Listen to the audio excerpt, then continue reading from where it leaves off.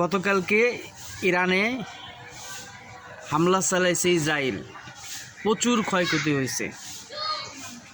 পারমাণবিক বিজ্ঞানিক 3 জন নিহত হয়েছে এবং জেনারেল সেনাবাহিনী প্রধান এরা নিহত হয়েছে। এবং আজকে এই কিছুক্ষণ আগে ইরান 150টা মিসাইল চলেছে।